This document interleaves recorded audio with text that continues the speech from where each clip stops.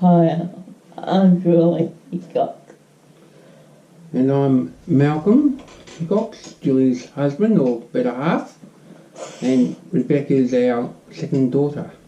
Cool. Right, so how long have you two been married for?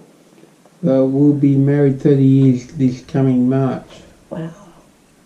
And how long have you had to, since you've had to leave your job, Dad?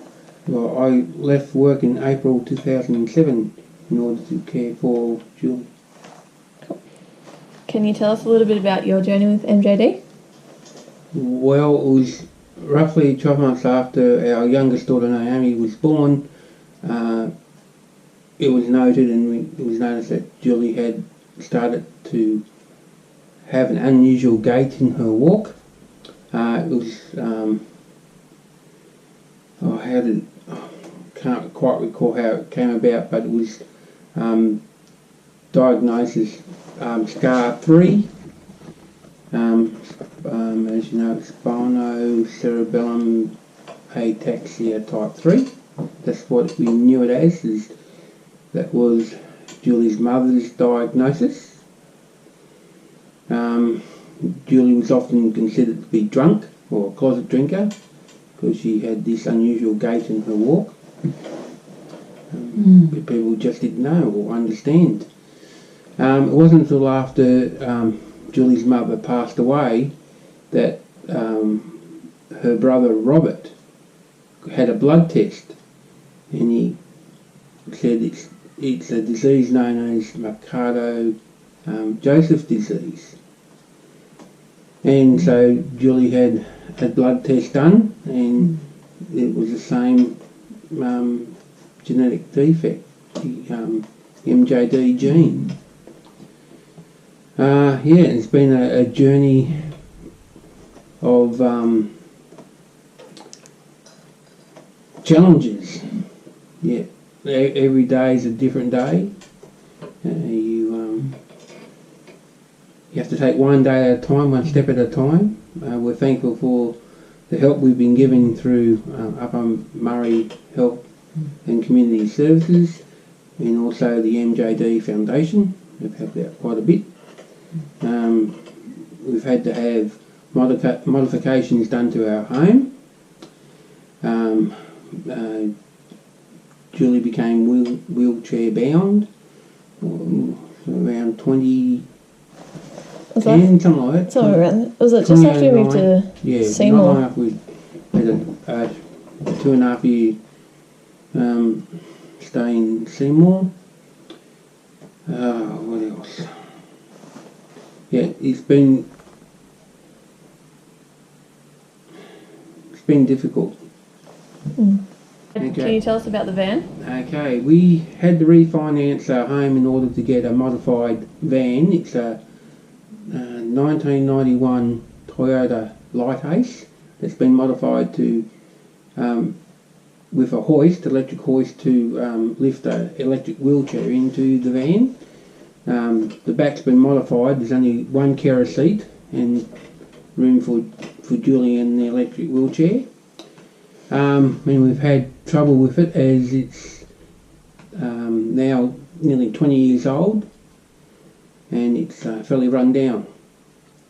And like in order to wait for funding, you can wait up to 3 years before the money actually comes through, and by then your changes, there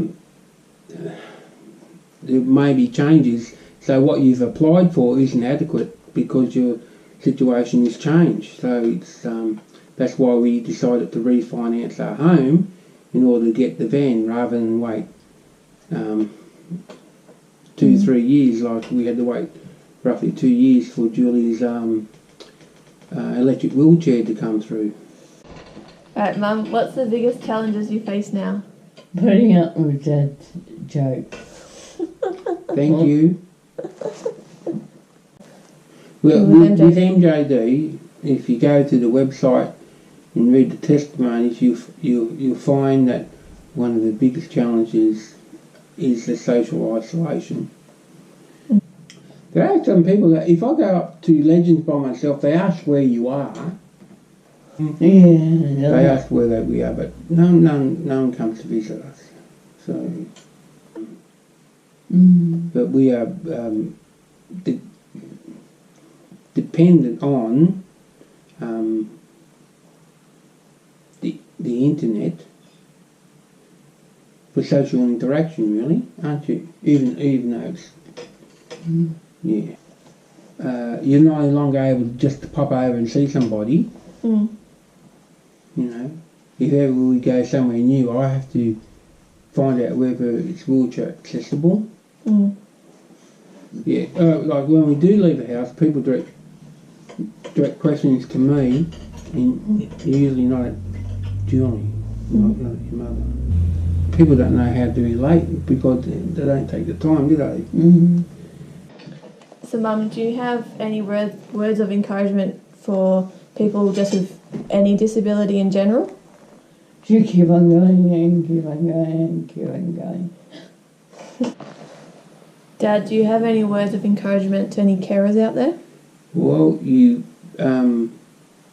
best to get in touch with your local health services and get in touch with carer organisations that are out there, because you're going to need all the help you can get when things become tough. So can you tell us who you are and what your connection is with MJD? Yes, so I'm Kirsty. I'm Rebecca's older sister. I am Naomi. I'm Beck's younger sister. I was tested positive for the gene last year in March. So tell us what you know about MJD. Growing up, I didn't know a lot. It wasn't really something that was talked about. Like, it was obvious that Mum had a disease and Grandma had it.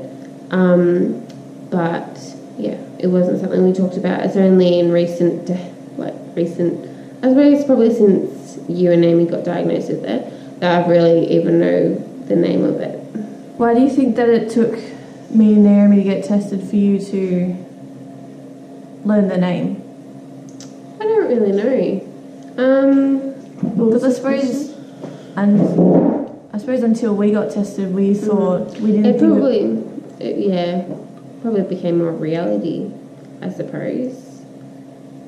I knew it was like Joseph's disease, but I didn't know the first word. Well, I don't really know much about MJD, but reading Beck's blog and just looking up on websites and stuff, I've come to know more about it. So growing up, it was more something that we sort of never really talked about it. Growing up, we didn't really like going into it and stuff. But since you or Beck has found out about it, we've talked more about it as a family and stuff like that. So, what are your memories growing up? So I remember growing up that people used to think Mum was drunk because she still wobbled when she walked and stuff. I think I probably got the better years of Mum compared to like Naomi, because I moved out of home when I was 18, and I think that was when she started becoming more dependent, more using the walker. I think my earliest memory of Mum would be at the swimming pool, and like her just being in the water, and she would, walk laps. I can't remember if she actually swam laps, but I think that's where she felt most free, because she knew she couldn't fall over. Did you ever feel disadvantaged growing up?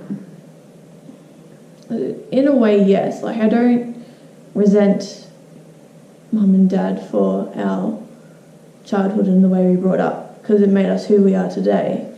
But I suppose I like playing basketball and stuff like that. Mum, rarely could come to a game because of the effort it took to get there to watch me play. And like, I remember probably the main thing was like school when we were younger, and Mum didn't drive and Dad worked out of town, so we'd have to walk to and from school every day, like rain, hail or shine. And I remember one day, me and you, so Naomi wasn't at school, so we must have been like, so maybe I was grade 2 and you would have been grade 4 or something like that, or 3 and 5. No, it must have been 2.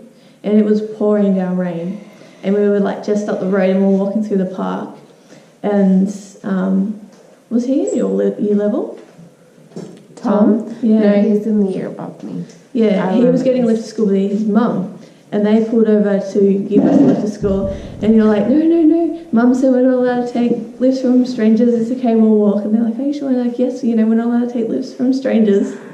So we walked to school in the pouring rain, and I remember when we got to school and we were drenched, and there's people in my year level asking questions, why are you so drenched, blah blah blah, but it was just life.